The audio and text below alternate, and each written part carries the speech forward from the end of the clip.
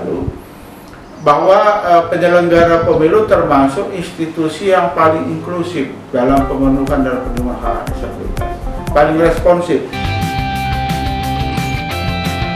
Halo, selamat pagi sahabat Bawaslu. Kita ada di Bonsai, obrolan santai program Humas Bawaslu Jakarta.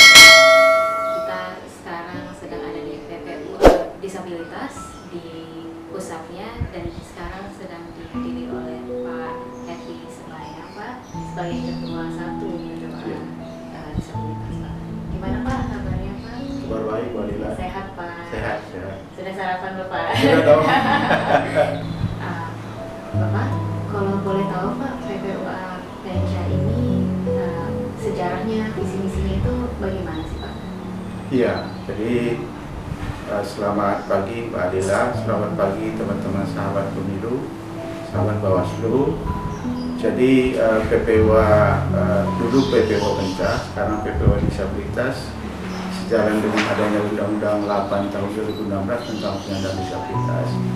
Jadi PPWA Disabilitas itu merupakan organisasi penyandang disabilitas yang memang berfokus pada advokasi hak-hak politik penyandang disabilitas dalam kepemiluan kita. Jadi itu mulai dibentuk sejak awal tahun 2000 ya. Jadi kalau sekarang 2021 berarti hampir sudah 21 tahun berkiprah. Gitu. Jadi yang kita advokasi adalah bagaimana agar pemilu kita, pilkada kita itu bisa memberikan kemudahan, menyediakan fasilitas, membuat syarat-syarat yang tidak membatasi hak-hak saudara-saudara kita penyandang disabilitas yang karena kondisinya mereka harus diberikan segala kemudahan dan fasilitas agar mereka bisa berpartisipasi penuh di pemilu kita. Kalau untuk penduduk disabilitas yang sudah terdata Pak, itu udah berapa banyak? Iya, jadi memang ini sampai hari ini beberapa kementerian itu memang memiliki data yang berbeda ya.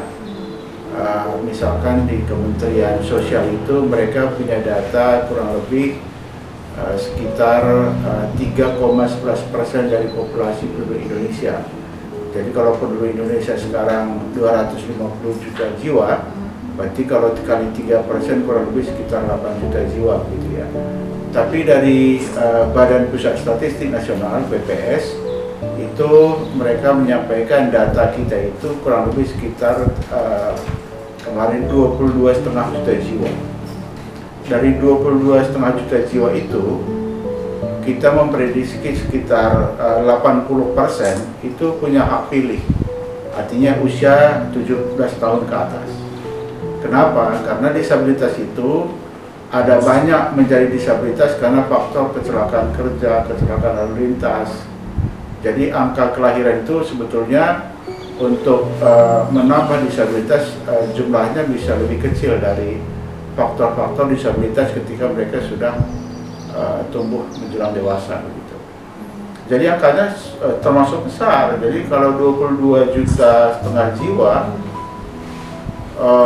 kalau kita kalikan 80%, berarti kurang lebih hampir berapa ya? Hampir 17 juta pemilih. 17 juta. Iya. Itu tersebar di seluruh Indonesia.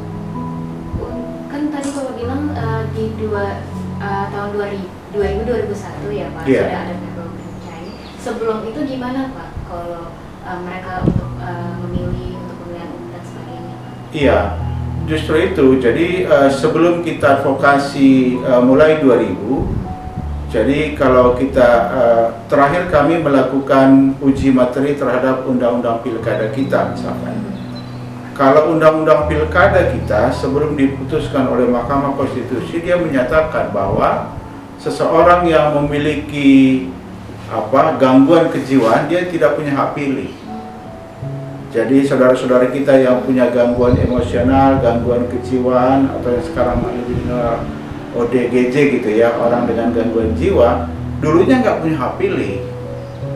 Gitu ya, jadi mereka nggak berhak untuk ikut pemilu. Tapi setelah kita uji itu undang-undang nyatakan tidak sesuai dengan konstitusi dan dibatalkan. Sehingga sekarang teman-teman disabilitas mental sekarang disebut ya, di Undang-Undang 8 2016 itu sudah punya hak pilih. Itu yang pertama misalnya.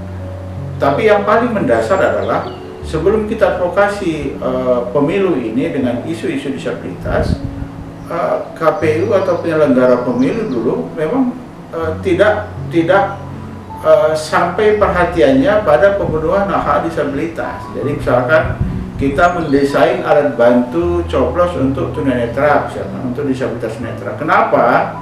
Karena selama ini ada kekhawatiran kita, si pendamping yang mendampingi si disabilitas netra ini ke TPS, ke bilik pencoblosan, yang dia coblos itu berbeda dengan apa yang diinginkan oleh si pemilih.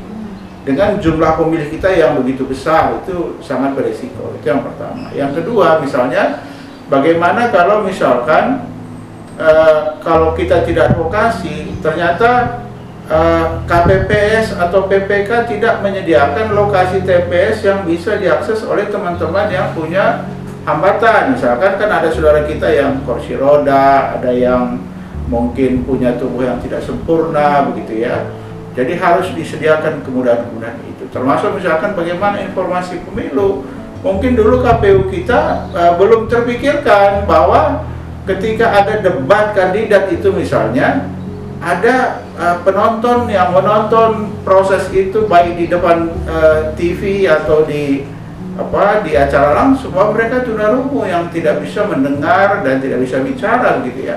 Tapi kan sekarang KPU sudah menyediakan ada interpreter, gitu ya, interpreter di mana apa yang disampaikan oleh masing-masing kandidat mereka bisa paham, begitu. Jadi itu serangkaian yang kami rasa dari PPU ada kemajuan-kemajuan yang begitu besar. Termasuk juga dari sisi Bawaslu ya. Bawaslu juga kami berterima kasih di mana Bawaslu sudah mengeluarkan instrumen-instrumen sebagai bagian dari pengawasan pemenuhan pelaksanaan hak-hak pemilih disabilitas gitu. Jadi KPU juga tentu akan dalam proses yang terawasi, mampu tidak KPU ini sebagai penyelenggara pemilu untuk menyediakan sarana fasilitas pendampingan yang dibutuhkan oleh teman-teman disabilitas gitu ya. Dan itulah yang kami rasakan ketika Bawaslu memang juga ikut mendorong itu, sehingga kemudian kan PPU saya ingat beberapa tahun yang lalu Ketua Komisioner kita Bawaslu itu membuat MOU dengan kita sebagai bentuk komitmen Bawaslu dalam mengawasi pelaksanaan hak-hak politik kita, gitu. Jadi jangan lagi misalkan ada syarat-syarat, misalkan kemarin misalkan ada teman kita yang ingin menjadi calon legislatif misalkan di daerah tertentu, saya tidak usah sebutkan, gitu ya. Ternyata ketika dia ingin mengambil surat keterangan sehat dari rumah sakit, pihak rumah sakit nggak memberikan. Alasannya kamu ini kan nggak sehat gitu, karena tangan kamu, kaki kamu ini nggak sempurna, itu kan nggak benar gitu. Jadi harus kita advokasi lagi, karena kondisi fisik itu tidak ada kaitannya dengan kesehatan seseorang begitu. Misalkan saya nih, tangan saya yang putih sebelah kanan, tapi saya bukan sakit gitu. Itu yang harus kita jelaskan kepada warga masyarakat kita. Ini saudara kita mungkin dia kursi roda, tapi dia bukan sakit, memang kondisi fisik dia seperti itu. Apakah hak politik dia kita hilangkan? Kan tidak, kan begitu. Ini dia saudara kita misalkan ada disabilitas sensorik, tidak bisa mendengar atau tidak bisa melihat misalnya. Mereka bukan sakit, bukan. Ya mereka ada pengacara kok, ada guru kok, ada PNS kok, macam-macam profesi lah. Jadi jangan dikaitkan bahwa disabilitas itu identik dengan orang sakit, tidak. Sama aja seperti yang non-disabilitas. Ada juga yang non-disabilitas bisa sakit, bisa sehat. Kami juga begitu. Cuman kan kalau kita tidak jelaskan ini kepada institusi misalkan seperti KPU atau misalkan instansi lain, ya bisa saja kemudian mereka berpikir, wah ini kasihan kalau nanti merepotkan. Ya tidak lah, ini namanya hak kita yang harus diberikan sebagaimana yang menjadi hak kita, begitu saja. Benar Pak. Kalau dari kan kan tadi Bapak sempat sebut beberapa fasilitas ya Pak, Iya. pendamping tunanetra dan sebagainya. Iya. Untuk sekarang ini fasilitas itu dari TPU Penca-nya atau dari pemerintah Pak, atau TPU Penca itu menyuarakan ke pemerintah Pak? Dan apakah pemerintah sendiri ada program sendiri atau bagaimana gitu Pak? Iya. Jadi gini Mbak Lila, jadi yang terkait dengan kepemiluan tentu tanggung jawab pemenuhan kebutuhan kita itu tentu KPU. Jadi kita sebagai ahli atau konsultan yang memberikan kepada mereka masukan-masukan, saran-saran kepada KPU agar mereka istilahnya memahami apa yang kita butuhkan. Tetapi kewajiban itu di mereka, sehingga kemudian misalnya seperti adanya alat bantu coblos bagi saudara kita yang disabilitas netra, itu alat bantu itu disediakan oleh KPU. Nah, tetapi bagaimana rancangannya supaya tepat guna, tepat sasaran kepada disabilitas, kita yang menyampaikan usulan-usulan rancangan kita. Makanya saudara-saudara kita yang disabilitas netra misalkan, itu kita pilih orang-orang terbaik untuk mendesain. Nah, ketika Anda sebagai disabilitas netra, desain seperti apa yang Anda butuhkan sehingga Anda merasa nyaman mengikuti pemilu, misalnya dia akan bikin desain, misalkan begitu. Lalu kita tanya juga dari kelompok pengguna kursi roda, ini dalam pemilu seperti ini apa yang Anda butuhkan sehingga Anda bisa ini, disampaikan juga begitu. Jadi usulan begitu juga dengan saudara-saudara kita yang sensorik rungu bicara, yang tidak bisa bicara dan seterusnya begitu ya. Jadi semua kelompok-kelompok disabilitas ini ragam-ragamnya dengan segala kelemahan dan kelebihan mereka ini kita minta masukan-masukan mereka semua. Lalu masukan-masukan dari mereka ini kita rumuskan secara komprehensif. Ini kita ajukan ke KPU dan ke Bawaslu begitu ya. Kita ajukan, ini loh kebutuhan dari warga kami disabilitas, tolonglah disediakan. Jadi memang disediakan oleh KPU dan Bawaslu begitu. Jadi kita sebagai warga tentu proaktif dalam menyiapkan rancangan-rancangan yang dibutuhkan oleh mereka ketika rancangan itu dibutuhkan oleh dari KPU atau Bawaslu. Kalau untuk fasilitas yang sekarang sudah ada, itu kalau boleh tahu Pak, apa Ya. aja Pak? Yang sekarang itu misalkan ingat saya ya, yang pertama tentu intinya adalah kemudahan dalam penyediaan fasilitas dan lokasi tempat pemungutan suara. Ya, jadi itu bagaimana KPPS harus mendesain lokasi TPS, fasilitas dalam TPS, jarak antara kotak suara yang satu dengan yang lain, maupun pintu lokasi TPS, pintu masuk dan pintu keluar. Termasuk petugas-petugas KPPS harus punya semacam kepedulian. Jangan nanti misalkan sudah tahu ada pemilih pengguna kursi roda atau pemilih disabilitas yang datang, dia acuh-acuh aja begitu. Enggak begitu.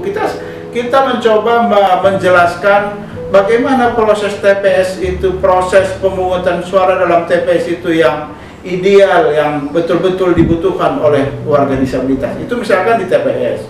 Lalu bagaimana yang lain? Misalkan kita butuh alat bantu coblos disabilitas netra. Alat bantu coblos itu tadi. Jadi ketika saya mendampingi saudara saya disabilitas netra, kebetulan saya ini tim suksesnya dari sebuah partai tertentu misalkan. Yang saya dampingi, mungkin dia pilih partai A, karena saya tim sukses partai B, saya pilih partai B. Berarti nggak sesuai apa yang diinginkan oleh si pemilih dengan apa yang dicoblos oleh si pendamping begitu. Makanya kita rancang alatnya, itu namanya alat bantu coblos. Dengan alat bantu coblos itu, si pemilih ini betul-betul akan terlindungi haknya dan tidak akan bisa dimanipulasi. Itu. Lalu yang berikutnya, ada namanya surat pernyataan pendampingan. Surat pernyataan pendampingan ini isinya kira-kira begini. Kalau saya mendampingi seseorang yang misalkan disabilitas netra untuk masuk ke bilik suara, saya harus menandatangani semacam surat pernyataan. Ini disediakan oleh KPU. Disediakan. Jadi ketika saya mendampingi, KPPS bilang Bapak harus tanda tangan ini. Isinya apa? Isinya adalah saya sebagai pendamping akan bersedia untuk diproses hukum kalau saya memanipulasi hak pilihnya daripada yang saya dampingi. Misalkan tadi dia mau pilih caleg si A, ternyata saya coblos caleg si C, misalnya saya sudah manipulasi. Ya. Ada banyak hal perkembangan termasuk mengenai informasi pemilu ya. Informasi pemilu misalkan bagaimana proses debat kandidat sudah menyediakan interpreter. Kalau kita nonton TV itu di samping di bagian bawah sebelah kiri atau sebelah kanan itu ada interpreter misalkan. Ada banyak kemajuan menurut kami, sudah banyak kemajuan luar biasa. Sampai kalau saya tidak keliru sudah 2 kali KPU sudah menyediakan semacam penghargaan bagi KPU provinsi, kabupaten, kota yang memberikan layanan akses bagi pemilih-pemilih disabilitas. Jadi ada dibentuk tim penilai untuk menilai itu. Saya rasa juga hal yang sama juga dilakukan Bawaslu juga ketika Bawaslu sudah melibatkan dan mengikutsertakan teman-teman disabilitas dalam kegiatan mereka. Saya ingat bagaimana Bawaslu juga melibatkan saudara kita disabilitas baik sebagai komisioner KPU di beberapa kota yang saya tahu, termasuk di Sleman itu ada komisioner yang memang disabilitas gitu ya. Termasuk juga kemarin beberapa yang ikut menjadi tim sel untuk menseleksi daripada anggota-anggota komisioner pada level provinsi maupun kabupaten kota. Saya juga kemarin ikut beberapa kali di tim itu, dan termasuk juga pada level kecamatan maupun pada level bawah ya, pengawas lapangan di bawah, itu luar biasa. Jadi kalau sinergi antara KPU, Bawaslu dan LSM kepemiluan itu bisa satu arah, kan ini jadi bagus pemilunya gitu ya. Jadi tidak ada sesuatu yang perlu diragukan kalau kekuatan itu sudah bersatu. Perlunya kolaborasi ya, Pak. Ya, betul. Kalau selain dari PPU PNC ini, apa ada lembaga lain gitu Pak yang visi dan misinya sama, tujuannya sama gitu Pak? Ya, kalau di organisasi disabilitas ini banyak sebetulnya ya. Tapi yang concern pada isu kepemiluan itu memang hanya kita. Dan kita itu juga dibentuk oleh organisasi-organisasi disabilitas tadi gitu. Jadi PPU disabilitas ini merupakan koalisi dari beberapa organisasi disabilitas untuk membentuk satu organisasi kepemiluan yang namanya PPU disabilitas itu. Tetapi tentu kami juga aktif dalam isu-isu kepemiluan berjejaring dengan LSM kepemiluan non disabilitas. Misalkan bagaimana kita bekerjasama dengan teman-teman di AIFAS yang merupakan LSM kepemiluan, teman-teman di LSM kepemiluan yang lain. Saya rasa kita sering berkolaborasi. Jadi tidak hanya untuk spesifik isu untuk hak disabilitas, tapi juga kepemiluan secara umum agar isu kita isu-isu pemilu disabilitas lebih mendapat dukungan yang lebih banyak dari teman-teman LSM kepemiluan.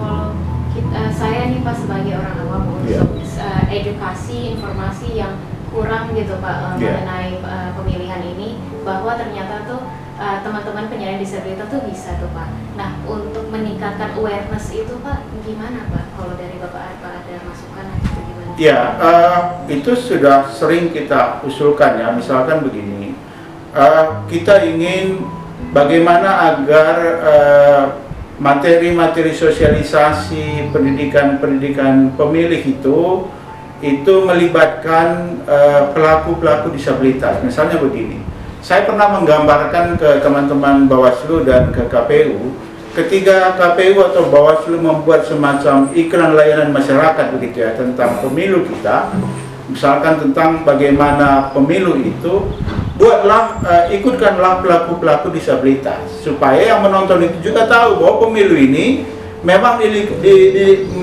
melibatkan warga yang beragam. Jadi mereka bisa melihat ada pemilih pengguna kursi roda, ada pemilih yang disabilitas netra misalnya, tidak harus semua, tapi paling tidak ada unsur-unsur itu sehingga kemudian penonton juga ketika melihat ada iklan masyarakat di TV kita, misalkan di TV-TV nasional kita, wah pemilu kita sudah dekat misalnya. Oh ternyata kalau tadi dia kebetulan petugas PPS atau PPK, dia langsung membayangkan, oh besok itu pemilih itu ternyata beragam, berarti saya harus menyiapkan fasilitas supaya mereka tidak ada halangan. Jadi materi-materinya itu penting disiapkan untuk melibatkan perwakilan program disabilitas. Lalu yang kedua mengenai proses mengenai seringkali kan ada kegiatan bimbingan teknis ya, BIMTEK begitu ya.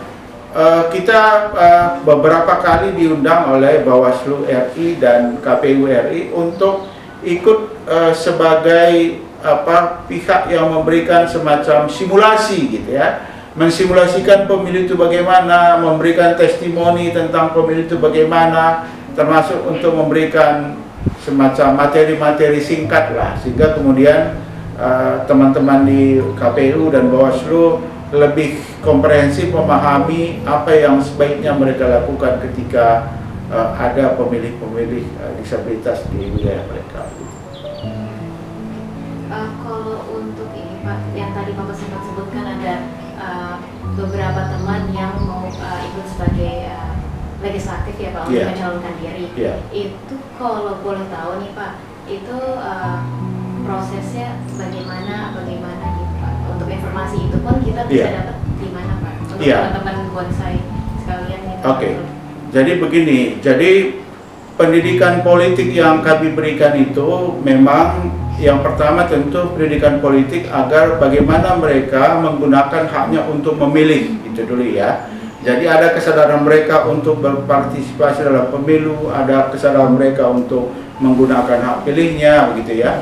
Ada level yang berikutnya adalah mendorong mereka untuk ikut sebagai kandidat dalam pemilu, ikut sebagai kandidat dalam penyelenggara pemilu, ikut sebagai kandidat dalam penggiat pemilu. Itu sudah pada level berikutnya. Karena kalau kesadarannya belum muncul, bagaimana mungkin tumbuh kesadarannya untuk ikut sebagai kandidat gitu ya. Makanya ketika kesadaran itu muncul, kemarin kita lakukan pendidikan politik untuk hampir 45 orang disabilitas yang ikut menjadi calon legislatif di pemilu yang lalu. Mereka berasal dari daerah yang berbeda, dari partai politik yang berbeda, beragam, dan dari disabilitas yang berbeda, tidak hanya misalkan disabilitas fisik, tapi beragam lah. Itu artinya kan mereka sudah muncul kesadaran bahwa kalau saya tidak ikut berpolitik, jangan-jangan nasib saya nggak akan berubah-ubah. Karena kita dorong, kenapa kita ikut? Tentu kita penting ikut, kenapa? Kita berikan pendidikan politiknya, kenapa? Misalnya, bagaimana mengenai anggaran tentang disabilitas di kotamu? Apakah sudah mendukung program disabilitas? Belum. Bagaimana mengenai peraturan daerah di kotamu, di daerahmu sudah mendukung nggak untuk disabilitas apa belum? Ya kalau belum, kalau kamu nggak ikut di anggota legislatif, ya nggak bisa kita ubah kan begitu. Jadi itu kita dorong, kita berikan semangat, motivasi segala macam, sehingga kemudian mereka dari yang kemarin kita data paling tidak ada sudah 45 orang sebagai calon legislatif. Berarti, begitu. Berarti kalau untuk di daerah-daerah sendiri itu perwakilan dari PPU Penca ini sebenarnya sudah ada ya Pak? Oh sudah Mbak. Jadi kita punya perwakilan itu hampir di seluruh provinsi di Indonesia. Mulai dari Sabang sampai Merauke kita sudah punya. Begitu. Termasuk dengan teman-teman penyelenggara pemilu ya hampir semua sudah berjejaring dengan kita. Artinya apa? Artinya supaya teman-teman misalkan di Aceh misalkan, di Aceh itu sudah connect dengan teman-teman KIP yang di sana. Yang di Papua misalkan, ya di Papua teman-teman PPU di Papua itu sudah connect dengan teman-teman Bawaslu KPU di Papua. Termasuk juga di Kalimantan sudah connect semua. Tinggal sekarang bahasanya bagaimana agar setiap produk-produk kebijakan KPU atau Bawaslu pusat ini bisa segera kami informasikan setiap hal ada yang baru misalnya. Itu tetap harus kita sampaikan ke teman-teman daerah sehingga kemudian betul-betul langsung connect gitu. Jadi ini sudah situasi yang sangat bagus. Dari kemarin kita mendapat penghargaan dari Kementerian Sosial dalam rangka Hari Internasional Disabilitas tahun yang lalu, bahwa penyelenggara pemilu termasuk institusi yang paling inklusif dalam pemenuhan dan perlindungan hak disabilitas, paling responsif dibandingkan dengan kementerian yang lain ya, misalkan Kementerian Pendidikan, Kementerian Tenaga Kerja, kementerian yang lain-lain lah ya. Artinya bahwa penyelenggara pemilu itu ada pada level yang sangat responsif untuk memberikan respon positif bagi pemenuhan hak disabilitas. Itu luar biasa. Mengenai penggunaan hak disabilitas nih Pak, Ya. untuk dari yang sudah ada ini, apa masih suara-suara teman-teman masyarakat penyandang disabilitas ini belum disuarakan oleh pemerintah Pak, untuk khususnya pemilu dan pemilihan umum di Indonesia ini Pak? Kayak mungkin kurang dari pendampingnya atau bagaimana gitu? Ya, tentu memang kami setiap pemilu itu melakukan pemantauan pemilu ya. Jadi kita melakukan pemantauan pemilu di beberapa kota secara acak begitu ya. Memang tentu masih ada temuan-temuan kita, teman-teman di lapangan yang tidak sesempurna yang kita harapkan.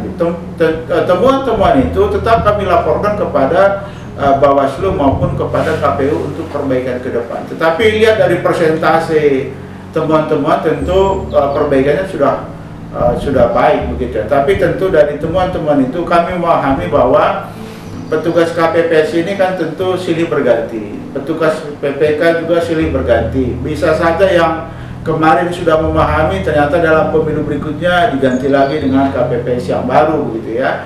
Jadi temuan-temuan itu masih ada, tapi dari sisi presentasi kami melihat sudah ada perkembangan yang luar biasa untuk pemilu kita. Sudah sangat diperhatiin banget ya, Pak sama ya, pemerintah betul, sebenarnya Pak. Betul. Pak, saya sebagai ini Pak, bisa dibilang kaum milenial nih Pak. Yeah. Ini kan lagi bukan seru sih ya, lebih kepada mental health awareness nih Pak. Yeah. Untuk yang tadi Bapak sempat sebutkan bahwa dari rumah sakit mengatakan bahwa tidak layak untuk memilih, padahal sebenarnya sehat Pak. Betul. Nah, untuk teman-teman yang mempunyai disabilitas mental nih Pak, mereka itu gimana Pak menurut Bapak untuk fasilitas sekarang dan program yang udah ada itu apa Pak gitu? Ya, kalau disabilitas mental itu tentu disabilitas yang punya gangguan emosi dan kejiwaan begitu ya, yang sekarang sering kita kenal ODGJ gitu, orang dengan gangguan kejiwaan begitu ya. Yang pasti berdasarkan putusan Mahkamah Konstitusi 2016 mereka punya hak pilih gitu ya. Lalu berdasarkan peraturan KPU tahun 2019 itu menyatakan begini, saya lupa pasalnya, kalau saya tidak keliru pasal 69 bahasanya begini. Jadi rumah sakit jiwa atau panti atau yayasan-yayasan yang mengelola rehabilitasi warga-warga disabilitas mental itu akan menyediakan data pemilih. Data pemilih disediakan oleh rumah sakit atau oleh panti atau yayasan yang merehabilitasi mereka, karena mereka yang tahu siapa yang pada kondisi layak memilih dan tidak memilih. Data itu ketika dikoordinasi dengan KPU akan mengambil data itu.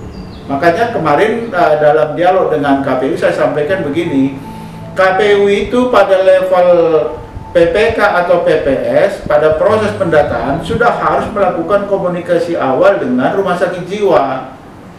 Jadi misalkan ini tahap pendataan pemilih dimulai Maret misalkan, dia Januari sudah mulai komunikasi dengan rumah sakit jiwa. Ini tolong Anda siapkan data pemilih dari rumah sakit Anda ini, syarat-syarat pemilihnya begini, dokumen pendukungnya ini begitu. Jadi mereka akan siapkan. Jadi jangan misalkan kita secara tiba-tiba ke sana jangan, butuh persiapan karena undang-undang menyatakan yang menyediakan data itu adalah rumah sakit, panti-panti atau yayasan-yayasan itu. Karena mereka kan ada tim dokter. Tim dokter ini yang mengenal siapa pasiennya ini. Pasien-pasien dari misalkan 400 jiwa yang dirawat, dari 400 ini yang layak untuk memilih itu, yang terkendali, yang terkontrol kesehatan itu berapa orang, mereka lebih paham. Jadi jangan kita generalisasi semuanya bahwa ini nggak bisa memilih, nggak bisa begitu. Makanya kemarin dalam pemilu yang lalu kita melakukan pemantauan di Yayasan Galuh di Bekasi itu, kurang lebih ada sekitar 400 pemilih disabilitas mental.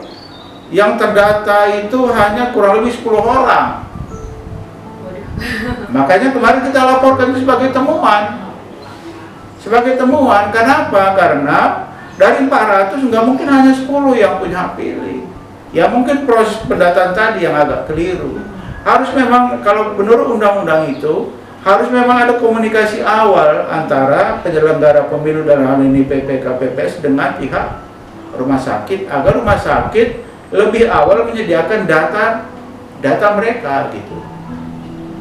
Jadi dari sekian ratus orang itu pemilih hanya 10 orang, kan nggak mungkin, kecil sekali gitu. Sehingga banyak suara yang lost Iya. Kalau ini Pak, kan kita bisa bilang Bawaslu sama KPU ini kan mereka berkolaborasi juga kan? Iya. Itu dari tempat-tempatnya untuk pemilihan sendiri Pak, termasuk pusatnya P2 Penca ini, apa untuk tempat untuk memilih itu Pak, itu di sini ada, di tempat-tempat yang lain itu ada khusus disabilitas atau digabungkan gitu? Biasanya itu digabungkan. Jadi misalkan di perintah undang-undang juga mengatakan begitu. Misalkan kalau ada rumah sakit disabilitas atau panti disabilitas, akan ditempatkan TPS yang terdekat dengan rumah sakit itu. Jadi terdekat itu dia berbaur dengan warga sekitar. Jadi tidak hanya TPS diperuntukkan untuk disabilitas, tidak. Dia tetap berbaur. Jadi berdasarkan kuota jumlah pemilih misalkan, tentu PPKPPS akan mempertimbangkan apakah ini TPS sendiri atau TPS gabungan, dan nanti dia akan pertimbangkan dari jumlah pemilih kan. Tetapi bagi kita sangat bagus untuk digabungkan. Jadi tidak hanya eksklusif pemilihnya pemilih disabilitas, tidak.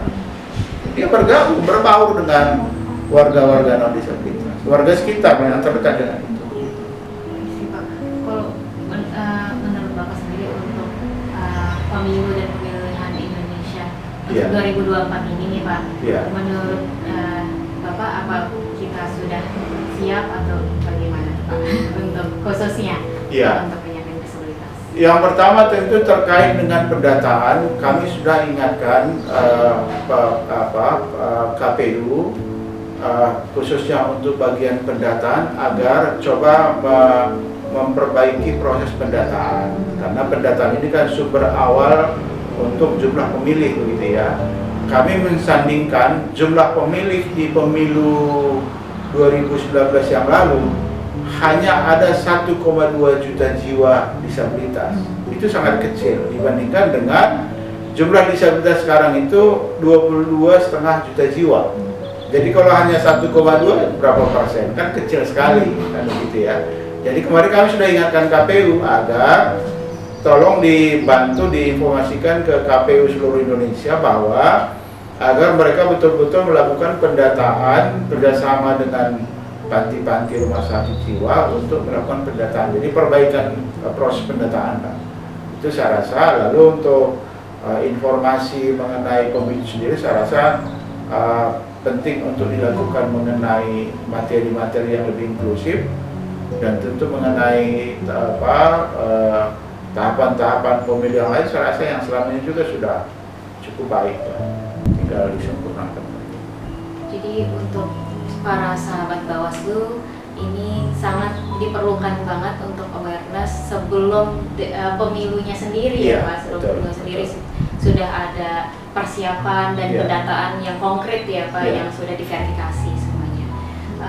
Bapak sebagai penutupan apa ada ini untuk teman-teman sahabat Bawaslu kita Pak? Iya, jadi Bapak Ibu dan saudara-saudara saya sahabat Bawaslu, kami dari organisasi PPUA Disabilitas, sebuah organisasi penyandang disabilitas yang concern pada isu-isu pemilu kita, kami hanya meminta kita semua, bila ada saudara kita yang disabilitas, tetangga kita yang disabilitas, atau mungkin ada teman-teman kita disabilitas, ajaklah mereka untuk ikut pemilu kita. Yakinkan mereka bahwa keikutsertaan mereka penting untuk menentukan agar kesejahteraan teman-teman disabilitas lebih terperhatikan lagi. Ikutlah, datanglah.